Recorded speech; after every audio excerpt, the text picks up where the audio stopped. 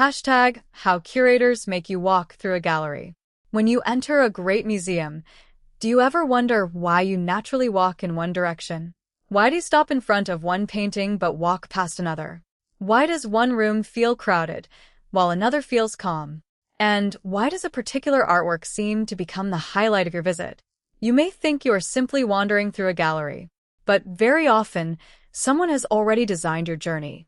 A museum is not simply a room filled with paintings. It is a carefully constructed experience. And behind that experience are curators, exhibition designers, conservators, architects, and lighting specialists who think about something most visitors never notice. Where will you walk? Where will you stop? What will you see first? And what will you remember when you leave? The art may be centuries old, but your journey through it has been carefully planned. Imagine entering a large exhibition. The first room may contain only a few artworks. The walls may be relatively quiet. There may be plenty of space between the pieces. You walk slowly. Your eyes begin to adjust. Then, gradually, the exhibition becomes more complex.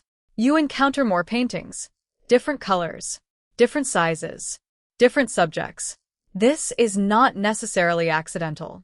Curators often create a visual rhythm. Just as a filmmaker controls the sequence of shots, an exhibition designer controls the sequence of artworks. A large painting can act like a dramatic opening scene.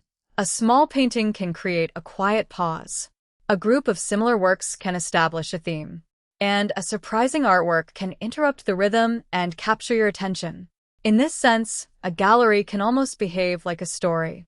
There is an introduction. There is development. There are moments of tension. There may be a climax. And finally, there is a conclusion. The walls become pages. The artworks become chapters. And you become the person moving through the story. One of the simplest tools curators use is placement. When you enter a room, the first artwork visible from the doorway often has special importance. It becomes your visual anchor. Before you have read a single label, your brain has already identified something worth looking at. Then you move toward it. Perhaps another painting becomes visible behind it. That second artwork encourages you to continue. And then another. The gallery quietly pulls you forward. This can happen through architecture. A doorway can frame a painting like a picture frame. A long corridor can create anticipation.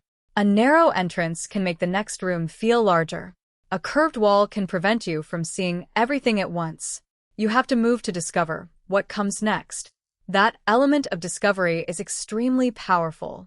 Think about the difference between seeing an entire exhibition from one spot and seeing it gradually.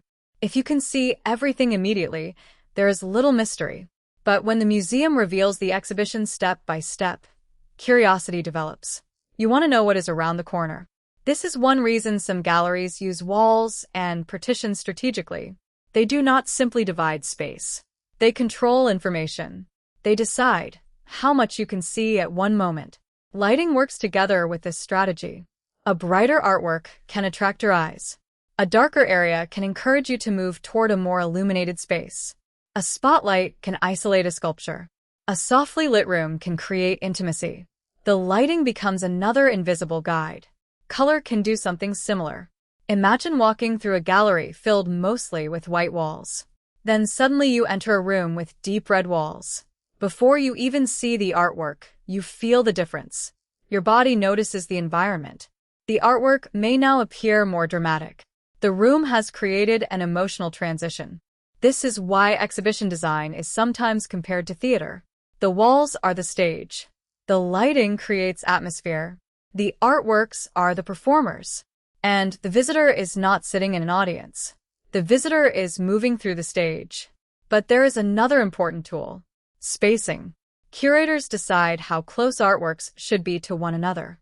Place 10 paintings tightly together, and they may compete for attention. Give one painting a large amount of empty wall around it, and suddenly it feels important.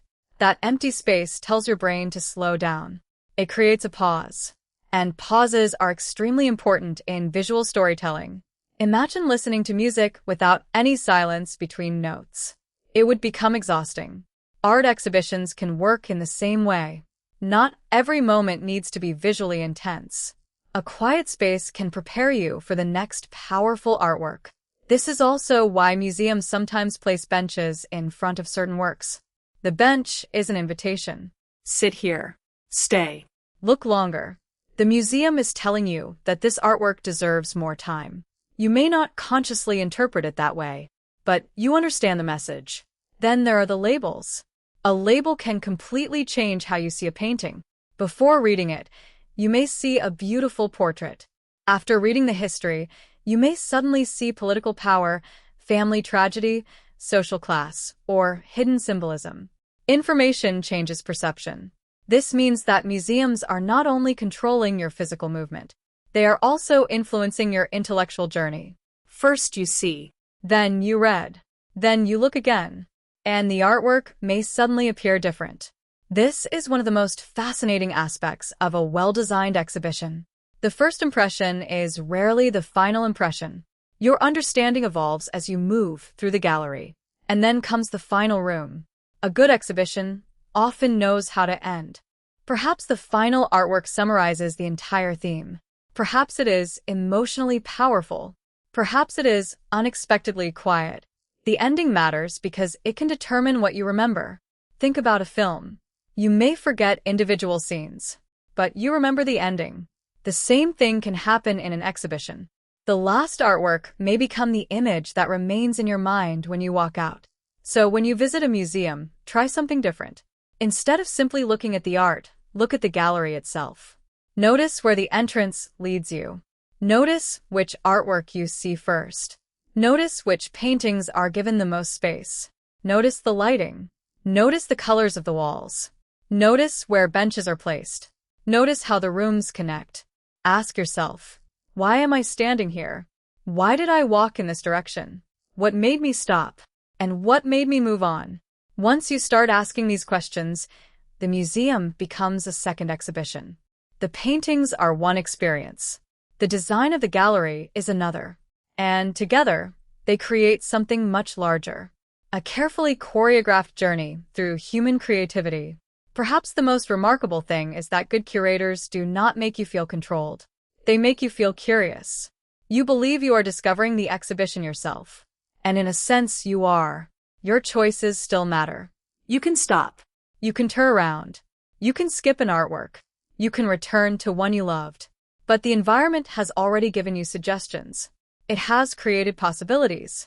It has quietly invited you to look here, then there, then somewhere else. The next time you walk through a museum, don't just ask, "What is this artwork?" Ask another question. Why am I seeing this artwork here? Because every great exhibition tells two stories.